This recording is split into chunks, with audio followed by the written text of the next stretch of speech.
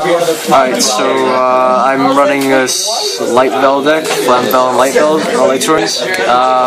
To start off why I chose these cards, I have 2 Fire Dogs. Fire Dog gets rid of anything 19 or less and lets me special summon for my pieces. 2 Magicians, level 4 tuner of the deck. This thing helps me get all my 8s.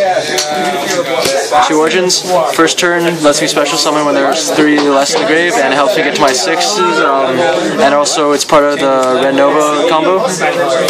Level 3 and level 1 tuner. No particular reason why, just level 3 and level 1.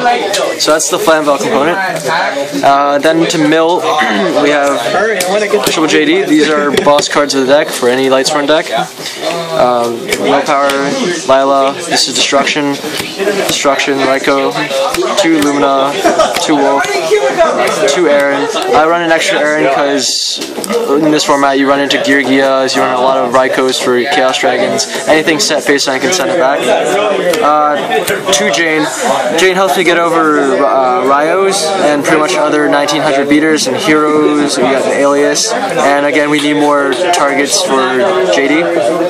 The 1 Gareth, because he can't mill and he only helps out whenever I have the Lumina combo. The 1 off guards we have Honest, Gores, and Card Trooper. Gores obviously because I have no back row. Right. Onto the spells. I have 1 heavy. This surprises a lot of people, and I can mill it, but it helps out a lot. 1 charge, obviously. Probably one of the most important cards in the deck, Magical Stone of Excavation. This card helps me get rid of the Flamvells in my hand that I don't want and want in the grave, and helps me recover cards like Charge, Heavy Storm, and later on my Rekindlings. 2 Monster Reincarnations for the JDs. Triple recharge for draw power and mill power, and the key card in the deck to making it work, Rekindling. This thing helps me get out Red Nova Dragon, which is it's pretty hardcore card. Can't get rid of it. It can't be destroyed by battle or anything else. And only trap card around the deck, Beckoning Light. This thing lets me bring back as many cards in my hand for light types. So brings back JDs, Honest, and anything else. Onto my extra deck, we have 2 6s, Akriza's Iron Chain. One of these should actually be one upon after I lost a bet. Deity.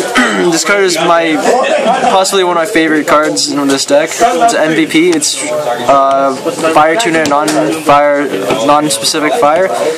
I need to get out 7, and it's pretty hard to get out, but when I do, its effect is I can get rid of how many cards in the opponent's graveyard as opposed to their hand, and it helps you get rid of Chaos Dragons, Insectors, pretty much just ruins their graveyard, because I can get up to like 5 at a time if they have good hand presence. Just non-specific 7, like 27 beater, and then for my level 8s, which I get out way too common, Colossal Fighter, wins games. I have Warriors in the deck, helps me get up to a lot of attack, and people have to find a way around it because they can't get her by attacking it. Scrap Dragon, MVP, helps me destroy cards. Stardust, since I can get 8. And now the odd part of the deck, which most people won't see, we have 2 Red Dragon Archfiends.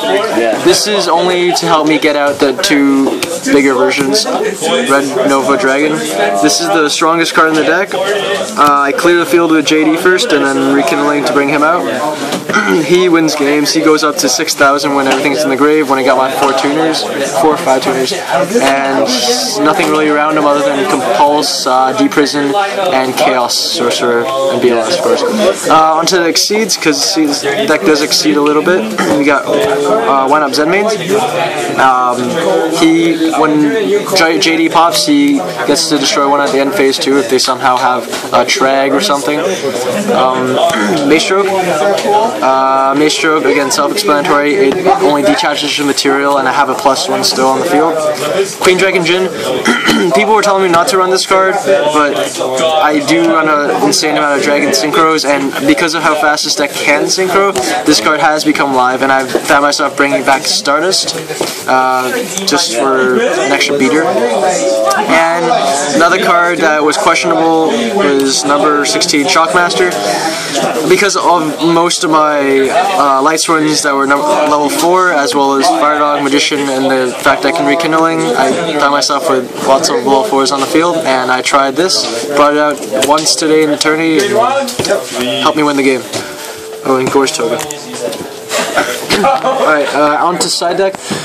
Not running a traditional side deck, I decided to run something more surprising, I guess, something the opponent won't guess, and I figured this deck really has nothing to combat the current format, so instead of siding for the opponent, I decided to side for myself, because let's see what they would side in for me. They would side in a lot of stuff like Macrocosmos, Soul Drain per se, Light Imprisoning Mirror, so to combat that, I have an extra Reliant, extra Lyco for destruction purposes. Macrocosmos, I can destroy it. I can get over Soul Drain as well, and pretty much I can just clear the board of any unnecessary sided cards. It does not get over Light Imprisoning Mirror, but I haven't seen too many of those. More destruction, 2 MSTs. Dark Hole Monster 1 staples that I didn't run before because I would mill them. Now I mill less, so I would get to use these to become live. Now, the surprising part of the deck, what people don't see coming after they saw me play my game 1, 2 Torrentials, 2 Bottomless, 2 Compulse, Mirror Force, Solemn, and Solemn. I would side out all my Lightsworns except for Lilas and Raikos, keep them with Solar Recharge, and everything they side for becomes useless, and that helps me win a more controlled game. So yeah, thank you very much.